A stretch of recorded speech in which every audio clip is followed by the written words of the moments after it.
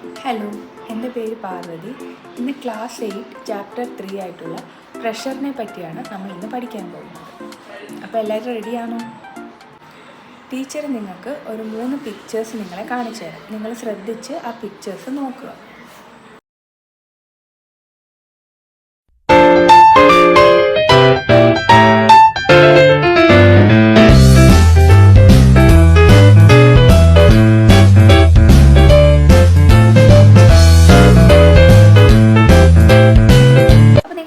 Observe ചെയ്തു. Teacher ഒരു question ചോദിക്കട്ടെ. നിങ്ങൾ പറ, ഏത് കേസിലായിരിക്കും നമ്മൾ ഫസ്റ്റ് ഇമേജ് നമുക്ക് എടുക്കാം, അതായത് ആ ബ്രിക്ക് നമ്മൾ ഹൊറിസോണ്ടലായിട്ടും വെർട്ടിക്കലായിട്ടും വെച്ച കേസിൽ നിങ്ങൾ പറയൂ, ഏത് കേസിലായിരിക്കും ആ സ്പോഞ്ചിൽ കൂടുതലായിട്ട് കംപ്രഷൻ അല്ലെങ്കിൽ കൂടുതലായിട്ട് കിഴിഞ്ഞു പോയത് നിങ്ങൾ കാണുന്നത്? അതെ, ഫസ്റ്റ് ഇമേജിലാണ് അല്ലേ. അതായത് ഇമേജിനെ നമ്മൾ വെർട്ടിക്കലായിട്ട് വെച്ചപ്പോഴാണ് ആ സ്പോഞ്ച് കൂടുതലായിട്ട് കിഴിഞ്ഞതായിട്ട് നിങ്ങൾക്ക് കാണാൻ പറ്റുന്നത്. ഇനി രണ്ടാമത്തെ ഇമേജ് നോക്കിക്കേ. നമ്മൾ ഹൊറിസോണ്ടലായിട്ട് ആ ബ്രിക്കിനെ വെച്ചപ്പോൾ ആ കംപ്രഷൻ അല്ലെങ്കിൽ ആ സ്പോഞ്ചിൻ്റെ മണ്ടയ്ക്ക് ഉള്ള ആ ഒരു കുഴിഞ്ഞ ഭാഗം കുറവായിരുന്നു അല്ലേ. അപ്പോൾ അതെന്തായിരിക്കും കാരണം? അതുപോലെ തന്നെ സെക്കൻഡ് ഇമേജ് നോക്കിയാൽ നിങ്ങൾക്കറിയാം, കുട്ടി നേരെ അതായത് വെർട്ടിക്കലായിട്ട് നിൽക്കുമ്പോൾ ആ ബെഡ് കുറച്ചുകൂടെ കുഴിഞ്ഞു അല്ലേ. പക്ഷേ ആ ബെഡിൻ്റെ മണ്ടയ്ക്ക് കിടക്കുമ്പോൾ അത്രയും കുഴിഞ്ഞ് കിടക്കുമെന്നോ ബെഡ് അല്ല അല്ലേ. അപ്പോൾ അതുപോലെ അടുത്ത പിക്ചർ നോക്കിക്കേ. ഒരു ആണിയുടെ മണ്ടയ്ക്ക് നമ്മൾ ആ ബലൂൺ കൊണ്ടുവച്ചപ്പോൾ ആ ബലൂൺ പൊട്ടിപ്പോയി അല്ലേ. അതേസമയം നമ്മൾ കുറേ ആണികൾ നിരത്തി വെച്ചു. ഒരു ബെഡ് ഓഫ് നെയിലിൻ്റെ മണ്ടയ്ക്ക് ഒരു ബലൂൺ കൊണ്ടുവച്ചപ്പോൾ ആ ബലൂണിന് എന്തെങ്കിലും സംഭവിച്ചോ? ഇല്ല അല്ലല്ലോ. ഫസ്റ്റ് ഇമേജിനകത്ത് നിങ്ങൾ എന്തായിരുന്നു കണ്ടത്? അതെ, ബ്രിക്കിനെ നമ്മൾ വെർട്ടിക്കലായിട്ട് വെക്കുമ്പോൾ അത് കൂടുതലായിട്ട് കംപ്രസ് ചെയ്ത് പോകുന്ന കാണാം ആ സ്പോഞ്ചിനകത്ത്. അപ്പോൾ നിങ്ങൾ ആ ഇമേജ് നോക്കിയാൽ അറിയാം, അതായത് ആ ബ്രിക്ക് ആ സ്പോഞ്ചുമായിട്ടുള്ള സർഫസ് ഓഫ് കോണ്ടാക്റ്റ് കൂടുതലായിരുന്നു കുറവായിരുന്നു? ഏത് കേസിലാണ്? ഫസ്റ്റ് കേസ്, അതായത് നമ്മൾ ബ്രിക്കിനെ വെർട്ടിക്കലായിട്ട് വെച്ചപ്പോൾ ആ സർഫസ് ഏരിയ ഓഫ് കോണ്ടാക്റ്റ് കുറവായിരുന്നു അല്ലേ. രണ്ടാമത്തെ കേസ് നോക്കിക്കേ. ആ ബ്രിക്കിനെ നമ്മൾ ഹൊറിസോണ്ടലായിട്ട് ആ സ്പോഞ്ചിൻ്റെ മണ്ടയ്ക്ക് വെക്കുമ്പോൾ എന്താ, ഏരിയ ഓഫ് കോണ്ടാക്റ്റ് കൂടുതലാണ് അല്ലേ. അപ്പോൾ ഒരു കുറച്ച് ഏരിയയിൽ, അതായത് ആദ്യത്തെ കേസ് ആ ബ്രിക്കിനെ നമ്മൾ വെച്ചപ്പോൾ എന്ത് പറ്റി? ആ സ്പോഞ്ച് കൂടുതലായിട്ട് കിഴിഞ്ഞു അല്ലേ. ഏരിയ ഓഫ് കോണ്ടാക്റ്റ് കുറഞ്ഞപ്പോൾ ആ സ്പോഞ്ചിൻ്റെ മണ്ടയ്ക്കുള്ള ആ ഒരു കംപ്രഷൻ കൂടി അല്ലേ. പക്ഷേ ആ സെയിം തന്നെ സെക്കൻഡ് കേസ്, ആ ബ്രിക്കിനെ നമ്മൾ ഹൊറിസോണ്ടലായിട്ട് വെച്ചപ്പോൾ ഏരിയ ഓഫ് കോണ്ടാക്റ്റ് അവിടെ കൂടുതലാണ് അല്ലേ. അതുകൊണ്ട് തന്നെ അല്ലെങ്കിൽ ആ സിങ്ക് ചെയ്തത് അല്ലെങ്കിൽ ആ കിഴിഞ്ഞത് കുറവായിരുന്നു. അതുപോലെ തന്നെ രണ്ടാമത്തെ കേസിലും കുട്ടി അവിടെ ആ ബെഡിൻ്റെ മണ്ടയ്ക്ക് നിന്നപ്പോൾ കുറച്ച് ഏരിയ ഓഫ് കോണ്ടാക്റ്റേ ഉള്ളൂ ആ ബെഡുമായിട്ട്. അതേസമയം അവിടെ കിടന്നപ്പോഴോ കൂടുതൽ ഏരിയ ഓഫ് കോണ്ടാക്റ്റ്. അതുപോലെ തന്നെ മൂന്നാമത്തെ പിക്ചറായിട്ടുള്ള ബലൂണിൻ്റെ കേസ് എടുത്താൽ, ഒരു ആണിയുടെ അവിടെ നമ്മളൊരു ബലൂൺ വെച്ച് കഴിഞ്ഞാൽ അവിടെ ഏരിയ ഓഫ് കോണ്ടാക്റ്റ് കുറവാണ്. അതേസമയം ഒരു ബെഡ് ഓഫ് നെയിലിൻ്റെ മണ്ടയ്ക്ക് ആ ബലൂൺ നമ്മൾ വെച്ചപ്പോഴോ അവിടെ ഏരിയ ഓഫ് കോണ്ടാക്റ്റ് കൂടുതലാണ്. ഓക്കെ, അപ്പോൾ അങ്ങനെ നമ്മൾ നോക്കിക്കഴിഞ്ഞ് കഴിഞ്ഞാൽ, അപ്പോൾ നിങ്ങൾ നോക്കിക്കേ, ഏരിയ ഓഫ് കോണ്ടാക്റ്റ് കൂടുന്നതിനനുസരിച്ച് അവിടെ ഉള്ള ആ സർഫസ് അനുഭവപ്പെടുന്ന പ്രഷർ കുറവായിരിക്കും അല്ലേ. അതായത് കൂടുതൽ ഏരിയ ഓഫ് കോണ്ടാക്റ്റ് അല്ലെങ്കിൽ കൂടുതൽ ഏരിയ ഒരു കോണ്ടാക്റ്റിൽ വന്നു കഴിഞ്ഞാൽ ആ സർഫസ് അനുഭവപ്പെടുന്ന പ്രഷർ എന്തായിരിക്കും? കുറവായിരിക്കും. പക്ഷേ ഏരിയ ഓഫ് കോണ്ടാക്റ്റ് കുറഞ്ഞു കഴിഞ്ഞാലോ ആ സർഫസ് അനുഭവപ്പെടുന്ന പ്രഷർ കൂടുതലായിരിക്കും. അതുകൊണ്ടല്ലേ ആ ബലൂൺ നമ്മൾ ഒറ്റ ആണിയുടെ മണ്ടയ്ക്ക് വെച്ചപ്പോൾ എന്ത് പറ്റി? ബലൂൺ പൊട്ടിപ്പോയി. കാരണം അവിടെ സർഫസ് അല്ലെങ്കിൽ ഏരിയ ഓഫ് കോണ്ടാക്റ്റ് കുറവാണ്, അതായത് പ്രഷർ കൂടുതലാണ് അവിടെ. അതേസമയം ആ സെയിം തന്നെ രണ്ടാമത്തെ കേസ് നോക്കിക്കേ. അവിടെ ഒരു ബെഡ് ഓഫ് നെയിൽ നമ്മൾ വെച്ചു, അതിൻ്റെ മണ്ടയ്ക്ക് നമ്മളൊരു ബലൂൺ വെച്ചു. അപ്പോൾ ഏരിയ ഓഫ് കോണ്ടാക്റ്റ് അവിടെ കൂടിയപ്പോൾ എന്ത് പറ്റി? പ്രഷർ കുറഞ്ഞു. അതുകൊണ്ടാണ് ബലൂൺ പൊട്ടാഞ്ഞത്. മനസ്സിലായോ? അപ്പോൾ നിങ്ങൾക്ക് എങ്ങനെ പ്രഷറിനെ ഡിഫൈൻ ചെയ്യാൻ പറ്റും? അപ്പോൾ പ്രഷർ എന്ന് പറയുന്നത് it is the force acting normally per unit area. അതായത് ഒരു യൂണിറ്റ് ഏരിയയിൽ നോർമലി എന്ന് വെച്ചാൽ എന്താ? അതെ, പെർപെൻഡിക്കുലറായിട്ട് ആക്ട് ചെയ്യുന്ന ഫോഴ്സിനെയാണ് നമ്മൾ എന്ത് വിളിക്കുന്നത്? പ്രഷർ. എന്ന് വെച്ചാൽ എന്താണ്? It is the force acting normally per unit area. അതാണ് എന്ത്? പ്രഷർ എന്ന് പറയുന്നത്. ക്ലിയർ ആയോ? പ്രഷർ പഠിച്ചു കഴിഞ്ഞു. അപ്പോൾ ഇനി നമുക്ക് അടുത്ത ഒരു ടേം നോക്കാം, അതാണ് ത്രസ്റ്റ്. ത്രസ്റ്റ് എന്ന് പറഞ്ഞാൽ ഒരു ഫോഴ്സാണ്. It is the force acting normally on a surface area. അതായത് ഇവിടെ യൂണിറ്റ് ഏരിയ വരത്തില്ല, പകരം ഇവിടെ ഒരു സർഫസ് ഏരിയയിൽ നോർമലി ആക്ട് ചെയ്യുന്ന ഫോഴ്സിനെയാണ് നമ്മൾ എന്ത് വിളിക്കുന്നത്? ത്രസ്റ്റ് എന്ന് വിളിക്കുന്നത്. അപ്പോൾ ത്രസ്റ്റ് എന്ന് വെച്ചാൽ it is the force acting normally on a surface. അതാണ് ത്രസ്റ്റ്. ഇത്രയും ക്ലിയർ ആയോ? അപ്പോൾ നമ്മൾ പ്രഷർ പഠിച്ചു, ത്രസ്റ്റും പഠിച്ചു. അപ്പോൾ ഇനി പ്രഷറിൻ്റെ ഫോർമുല നമുക്ക് പഠിച്ചാലോ? അപ്പോൾ പ്രഷറിനെ നമ്മൾ P ആയിട്ട് എടുത്തു കഴിഞ്ഞാൽ, ത്രസ്റ്റിനെ നമ്മൾ F ആയിട്ടും എടുത്തു കഴിഞ്ഞാൽ ഏരിയ ഓഫ് കോണ്ടാക്റ്റിനെ എ ആയിട്ട് എടുത്തു കഴിഞ്ഞാൽ ഇവർ മൂന്നുപേരും തമ്മിലുള്ള റിലേഷൻ എന്താണെന്ന് നോക്കാം. അതായത് ഇവർ തമ്മിലുള്ള റിലേഷനാണ് pressure is equal to force അല്ലെങ്കിൽ ത്രസ്റ്റ് ബൈ ഏരിയ. അതാണ് പ്രഷറിൻ്റെ equation. Pressure is equal to thrust അല്ലെങ്കിൽ ഫോഴ്സ് ബൈ ഏരിയ ആണ് പ്രഷർ എന്ന് പറയുന്നത്. Okay, area. അപ്പോൾ ഈ പ്രഷറിൻ്റെ യൂണിറ്റ് എന്താണ്? പ്രഷറിൻ്റെ യൂണിറ്റാണ് പാസ്കൽ. എന്താണ്? പാസ്കൽ. അപ്പോൾ എസ് ഐ യൂണിറ്റ് ഓഫ് പ്രഷറാണ് എന്ത്? പാസ്കൽ. അപ്പോൾ പ്രഷറിൻ്റെ എസ് ഐ യൂണിറ്റാണ് പാസ്കൽ. അല്ലെങ്കിൽ നമുക്കിങ്ങനെ പറയാം 1 pascal. 1 pascal is equal to 1 newton per metre square ആണ്. ഇതും മറന്നുപോലെ. അപ്പോൾ ഈ ഒരു റിലേഷൻ നിങ്ങൾ നോക്കിക്കേ, pressure is equal to thrust by area അല്ലേ? അതായത് പ്രഷറും ഏരിയ ഓഫ് കോണ്ടാക്റ്റും തമ്മിൽ ഇൻവേഴ്സ്ലി പ്രപ്പോർഷണലാണ്. ഇൻവേഴ്സ്ലി പ്രപ്പോർഷണൽ ആണെന്ന് വെച്ചാൽ എന്താ?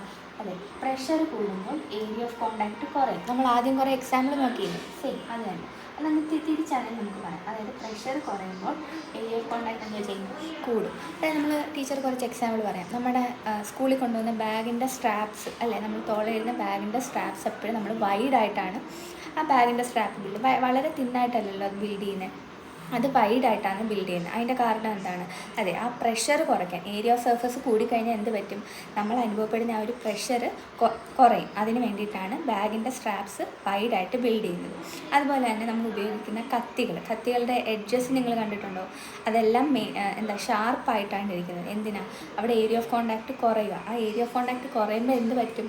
പ്രഷർ കൂടും. അതായത് നമുക്ക് ആ വെജിറ്റബിൾസോ അല്ലെങ്കിൽ ഫ്രൂട്ട്സോ പെട്ടെന്ന് നമുക്ക് കട്ട് ചെയ്യാൻ പറ്റും. ഓക്കെ, അതിന് വേണ്ടിയിട്ടാണ് നമ്മൾ ആ നൈഫിൻ്റെ എഡ്ജസൊക്കെ ഭയങ്കര തിന്നായിട്ട് എടുക്കുന്നത്.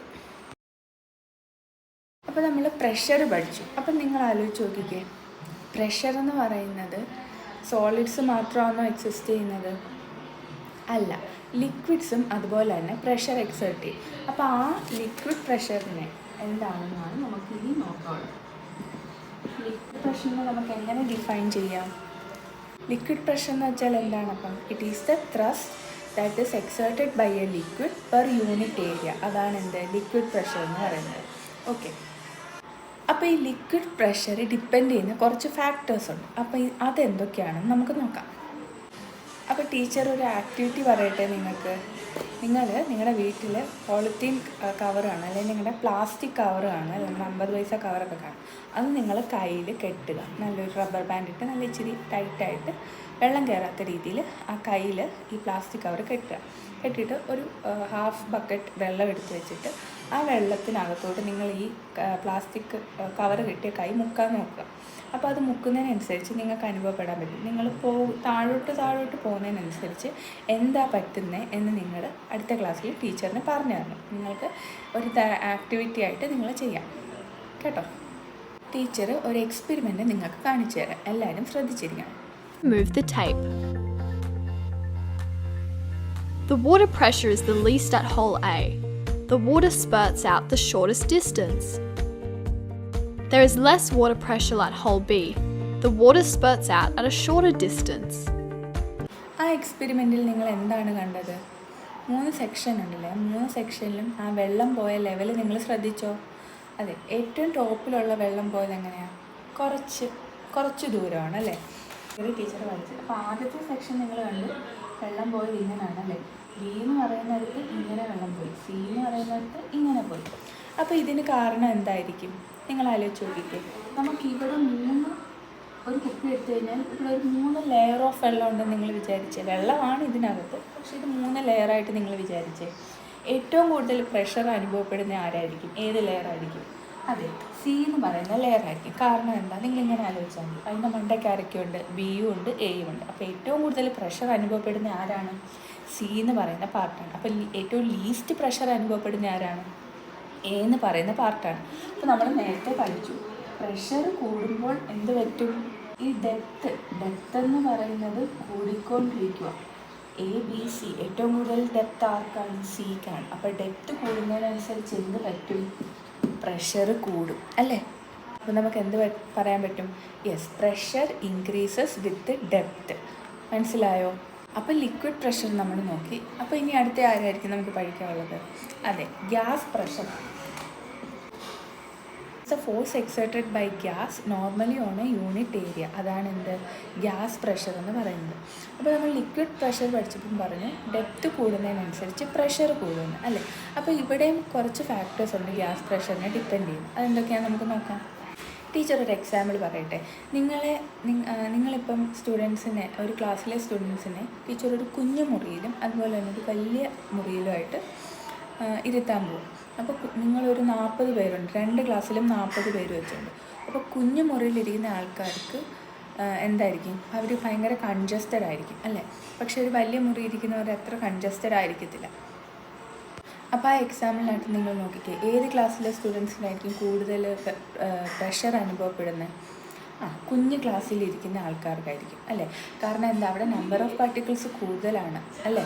നമ്പർ ഓഫ് പാർട്ടിക്കിൾസ് കൂടുന്നതിനനുസരിച്ച് എന്ത് പറ്റും, പ്രഷർ കൂടും. അപ്പോൾ ആ നമ്പർ ഓഫ് പാർട്ടിക്കിൾസ് 2 പേർക്കും സെയിം ആണെങ്കിലും അവിടെ ഏരിയ കുറവാർക്കായിരുന്നു, ആദ്യത്തെ ക്ലാസ്സിലായിരുന്നു അല്ലേ.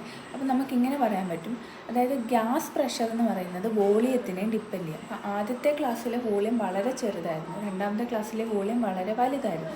അപ്പോൾ അതിൽ ഏറ്റവും കൂടുതൽ ആ കുഞ്ഞു വോളിയത്തിൽ ഒത്തിരി ആൾക്കാരിരുന്നപ്പോൾ അവരുടെ ഇടയിൽ ആ പ്രഷർ കൂടി. അപ്പോൾ ഈ വോളിയം എന്ന് പറയുന്ന ഫാക്ടർ നമ്മുടെ ഗ്യാസ് പ്രഷറിനെ ഡിപ്പെൻഡ് ചെയ്യത്തില്ലേ. അപ്പോൾ രണ്ടാമത്തെ ഫാക്ടറാണ് വോളിയം. ആദ്യത്തെ ഫാക്ടറായിരുന്നു നമ്പർ ഓഫ് പാർട്ടിക്കിൾസ് അല്ലേ. ഇനി അടുത്ത ഒരു ഫാക്ടറാണ് ടെമ്പറേച്ചർ. അത് നമുക്കറിയാം, നമ്മൾ കുക്കറിനകത്തൊക്കെ ഫുഡ് വെക്കാൻ നേരം അത് പെട്ടെന്ന് വെന്ത് വരും അല്ലേ. അതിൻ്റെ കാരണം എന്താണ്, ഈ ഗ്യാസ് പ്രഷർ കൊണ്ടാണ്. കാരണം ഈ ഗ്യാസ് പ്രഷർ എന്ന് പറഞ്ഞാൽ നമ്മൾ ടെമ്പറേച്ചർ കൂട്ടുന്നതിനനുസരിച്ച് ഗ്യാസ് പ്രഷറും കൂടും. നിങ്ങൾക്ക് ഒരു ആക്ടിവിറ്റി ടീച്ചർ കാണിച്ചു തരാം. ഒരു ബലൂണിനെ നമ്മൾ ഒരു സൺലൈറ്റ്, അതായത് സൂര്യപ്രകാശത്തിൽ നമ്മളൊരു ബലൂണിനെ കൊണ്ട് വെക്കും. അപ്പോഴെന്താ സംഭവിക്കുന്നത് നമുക്ക് കാണാം.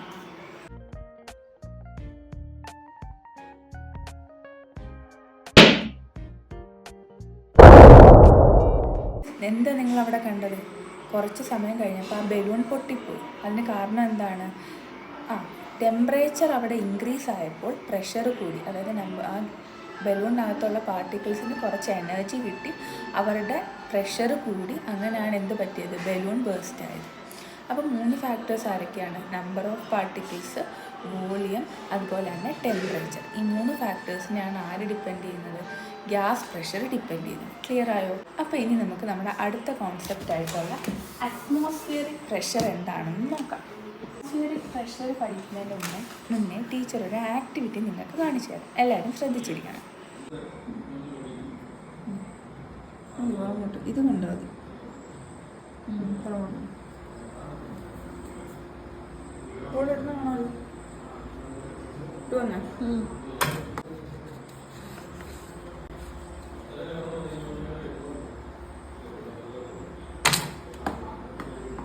ആ ആക്ടിവിറ്റി നിങ്ങൾ കണ്ടോ? ആദ്യം എന്താ സംഭവിച്ചത്, നമ്മളൊരു സ്കെയിലിൻ്റെ മണ്ടയ്ക്ക് ഒരു ബോൾ എടുത്തിട്ടപ്പം ആ സ്കെയിൽ താഴെ വീണ് പോയി അല്ലേ. പക്ഷേ ആ സെയിം സ്കെയിലിൻ്റെ മണ്ടയ്ക്ക് നമ്മളൊരു ഷീറ്റ് ഓഫ് പേപ്പർ ഇട്ടിട്ട് ആ ബോൾ ഇട്ടപ്പോൾ എന്ത് പറ്റി, ആ സ്കെയിൽ അനങ്ങിയോ? ഇല്ല. അപ്പോൾ അതിന് കാരണം എന്താണ്, അതിന് കാരണക്കാരനാണ് അറ്റ്മോസ്ഫിയറിക് പ്രഷർ. അപ്പോൾ അറ്റ്മോസ്ഫിയറിക് പ്രഷറിനെ നമുക്ക് എങ്ങനെ ഡിഫൈൻ ചെയ്യാം, എയർ, നമ്മുടെ ചുറ്റുപാടും കാണുന്ന എയറും ഒരു പ്രഷർ എക്സേർട്ട് ചെയ്യും. ആ പ്രഷറിനെയാണ് നമ്മൾ അറ്റ്മോസ്ഫിയറിക് പ്രഷർ എന്ന് പറയുന്നത്. അപ്പോൾ നമുക്ക് എങ്ങനെ ഡിഫൈൻ ചെയ്യാം, it is the weight of air column per unit area on the surface of earth. അതിനാണ് എന്ത് നമ്മൾ വിളിക്കുന്നത്, അറ്റ്മോസ്ഫിയറിക് പ്രഷർ. അപ്പോൾ ഈ അറ്റ്മോസ്ഫിയറിക് പ്രഷറിൻ്റെ യൂണിറ്റ് ആണ് ബാർ. ഓക്കെ, അപ്പോൾ അറ്റ്മോസ്ഫിയറിക് പ്രഷറിൻ്റെ യൂണിറ്റ് ആണ് ബാർ. ടീച്ചർ വേറൊരു ആക്ടിവിറ്റി കാണിച്ചു തരാം. ഈ അറ്റ്മോസ്ഫിയറിക് പ്രഷർ നിങ്ങൾക്ക് കാണാൻ പറ്റും. എല്ലാവരും ശ്രദ്ധിച്ചിരിക്കണേ. But if I turn it over,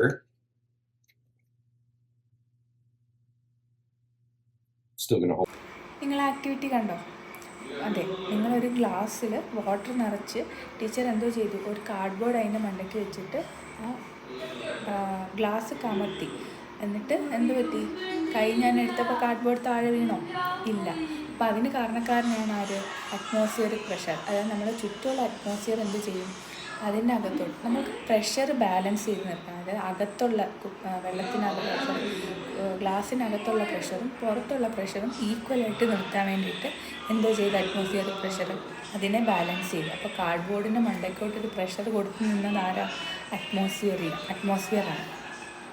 അപ്പോൾ ഇന്ന് നമ്മൾ പഠിച്ച ടോപ്പിക്സ് എല്ലാം നിങ്ങൾ ക്ലിയർ ആയെന്ന് വിചാരിക്കുന്നു. അപ്പോൾ ഇന്ന് ആദ്യം നമ്മൾ പ്രഷർ എന്താണെന്ന് നോക്കി, അത് കഴിഞ്ഞിട്ട് നമ്മൾ കുറച്ച് ആപ്ലിക്കേഷൻസ് പറഞ്ഞു പ്രഷറിൻ്റെത്, പിന്നെ നമ്മൾ ലിക്വിഡ് പ്രഷർ എന്താണെന്ന് നോക്കി, ഗ്യാസ് പ്രഷർ എന്താണെന്ന് നോക്കി, പിന്നെ അവസാനം നമ്മൾ അറ്റ്മോസ്ഫിയറിക് പ്രഷർ എന്താണെന്ന് നോക്കി. ഇത്രയും ക്ലിയർ ആയെന്ന് വിചാരിക്കുന്നു. Thank you.